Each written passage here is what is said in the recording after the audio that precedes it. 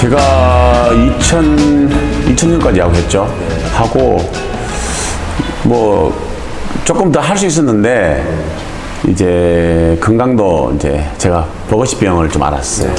그 알았고 그 3년 후에 형님이 계셨는데 교통사고 돌아가셨어요. 그래서 저하고 개인적으로 너무너무 친하고 정말 어떤 멘토 같은 형님이었는데 돌아가시면서 그때 잠깐 어린 나이에 진짜 인생 허무하다 이런 걸 좀 느꼈지. 그리고 느끼면서 이제 그러면 뭐 가치 있는 일을 뭐가 있을까 고민하다가 야구 보급 활동 야구 그만두면 해보고 싶다는 막연한 이런 생각이 있었죠. 한 은퇴하기 한 3년 전에. 그래서 그만두면 반드시 해야지 이렇게 해서 이제 제가 하나 있다가 쌍방울 트레이드되고 그 다음에 이제 SK로 넘어가면서 그때 이제 몸이 급격히 더 안 좋아지면서 이제 결정을 한 거죠. 그래서 인천에서 야구 좋아하는 후배들, 대학생들하고 그 단체를 만들었죠. 또 어떤 국제교류 단체를 만들어서 일본으로 많이 다녔어요. 다녔고 뭐 가보는 게 역시 가보니까 너무너무 야구를 좋아하고 야구인들 존중받고 인프라에서 너무 정말 감동도 받고 그 넘어가서 그 대만에서 이제 그 만든 회사인데 야구 선수를 키우는 회사죠. 그 회사가 이제 중학교 한 4개, 고등학교 한 4개 정도. 이제 회사에서 학교로 지도자 파견하고 거기서 이제 선수를 학교에서 이제 수급하고 해서 이제 선수를 키우는 그런 회사였죠. 그래서 내가 2007년도 들어가서 8년도 한 1년 6개월 정도 있었는데 역시 좋은 선수가 많아요, 중국이. 근데 이제 지도자들이 어떻게 선수를 키울 수 있는지 그런 어떤 프로그램이 없죠. 그러니까 이제 그런 약하고. 그래서 회사에서 그런 역할을 했어요. 지도자도 하면서 그 코치들 교육도 하고 어떤 기술 고문으로 있으면서 했는데 들어가자마자 한 6개월 만에 뭐 북경 대회에서 한국 스타일로 했어요. 완전히 한국 스타일로. 왜냐하면 외국인이기 때문에 성적 못 내면 그냥 잘리잖아요.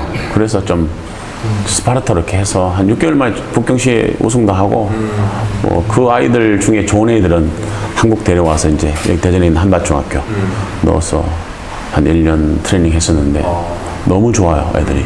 북경 제가 가장 한국 같으면 이제 강남 같은데 해전구란데 이제 진짜 학군도 좋고 뭐 좋은 애들 많이 있었지만 일단은 야구 할 수 있는 시설이 없어요. 그렇죠. 그 학교를 이제 대만 코치가 하나 있었는데 그 회사에 대만 코치 자기가 들어갈 회사를 그 팀을 저에게 준 거예요. 너 하라고 했는데 저는 뭐 진짜 강남 같은 학교니까 운동장 좋은 시설에 뭐 했는데 내야 정도밖에 안 나와요.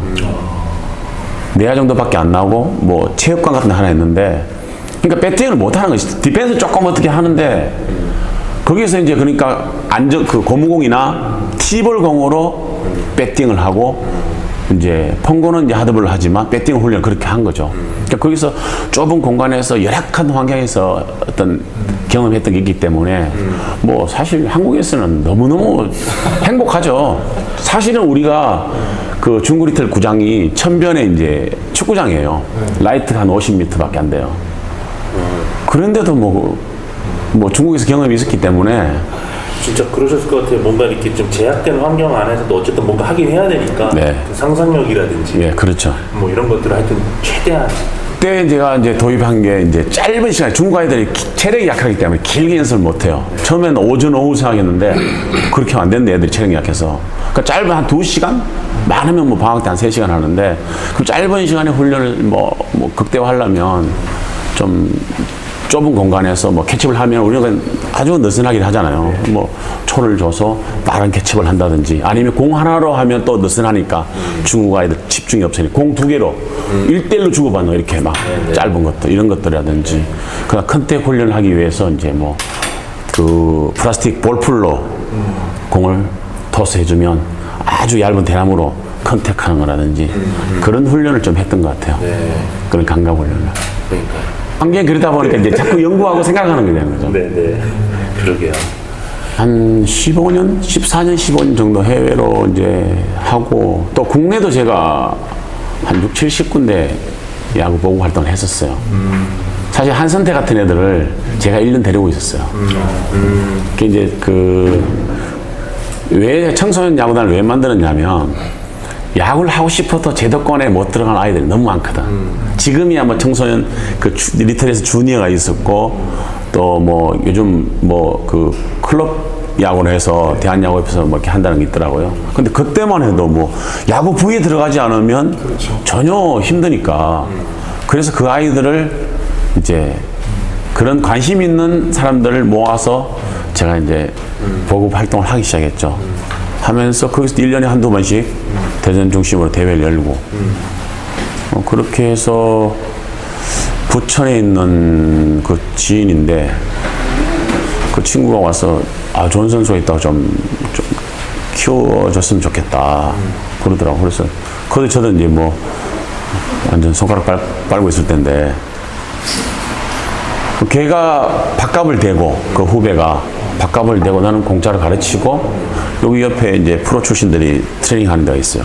거기 관장한테 얘기해서 집이 어려우니까 좀 도와달라고 해서 이렇게 재능 기부 했었어요. 한 1년 정도.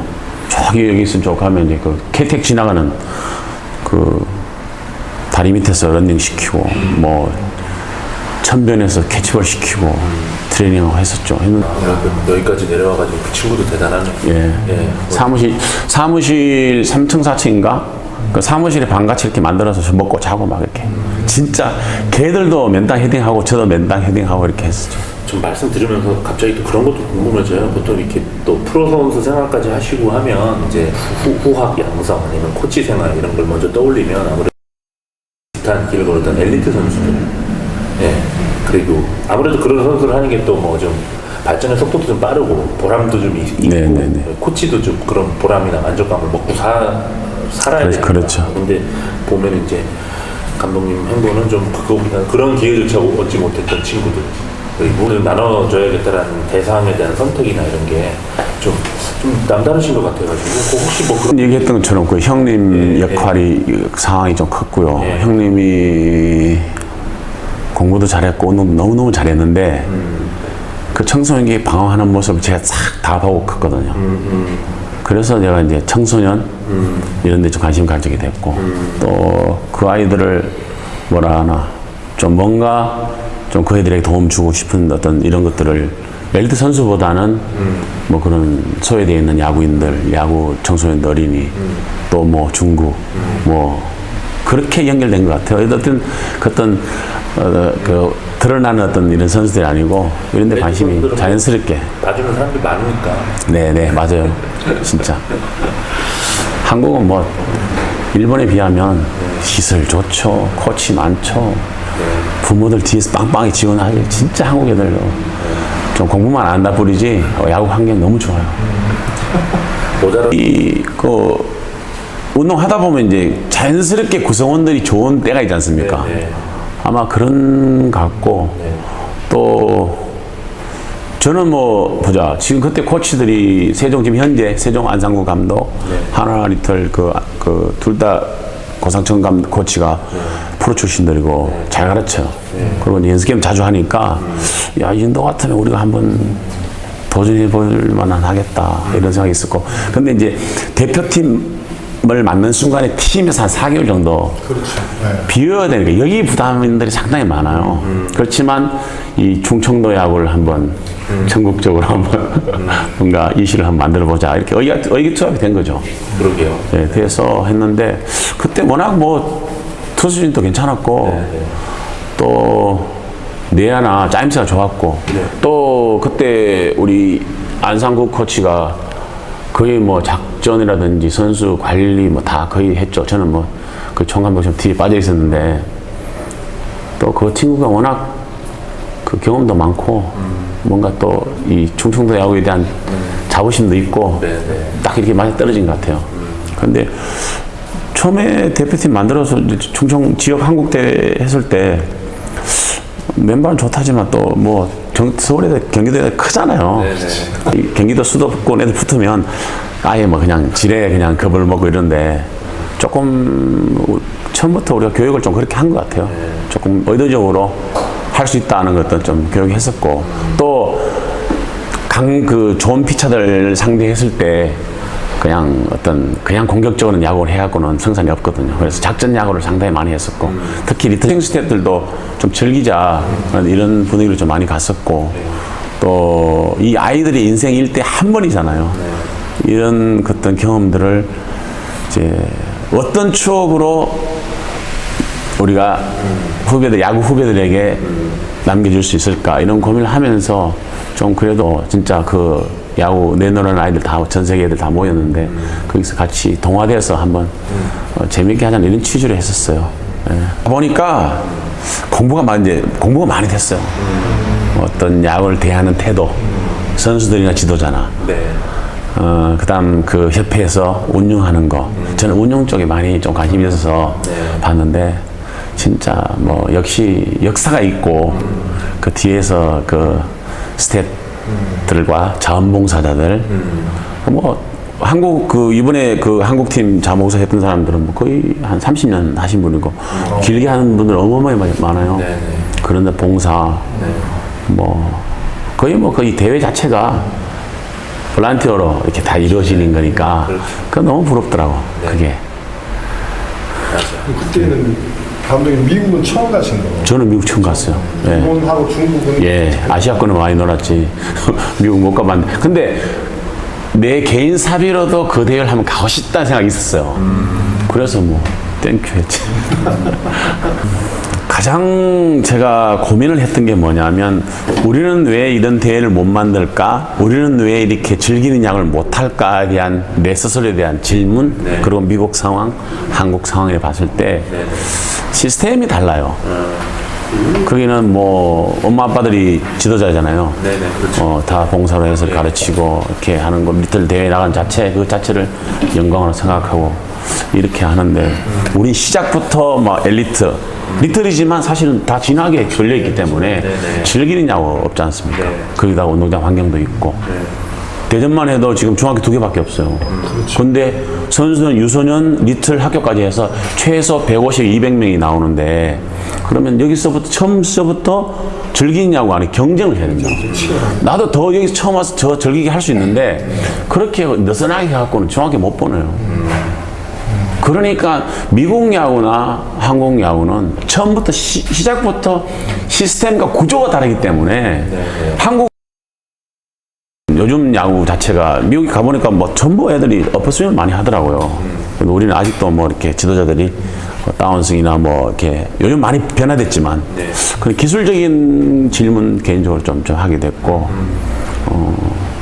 그러면서 이제 힘 있는 타자들은 약간 업으로 가도 되지만 스피드 밀고 나갈 힘이 있기 때문에. 근데 이제 한국 애들이 좀 덩치 큰 애들 외에는 좀 작은 애들은, 힘이 없는 애들은 또 기술적으로 어떻게 가야 되나 이런 공부도 좀 됐고.